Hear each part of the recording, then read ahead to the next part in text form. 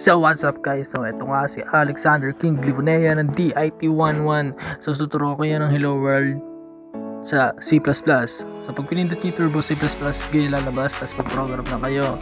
Yan, include iostream.h. Tapos after nun, hindi ko pa nga napigyan ng sa yan, ito type nyo guys, int main, open and close parenthesis, tapos bracket, count, I see out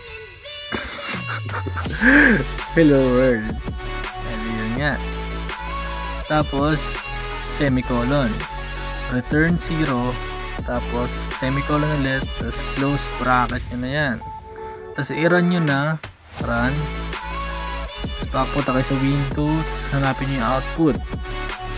Yan, pag nakita yung output, okay na yan. Ganyan lang guys, thank you so much. Yan, mag-practice araw-araw upang maging magaling na IT. Yes!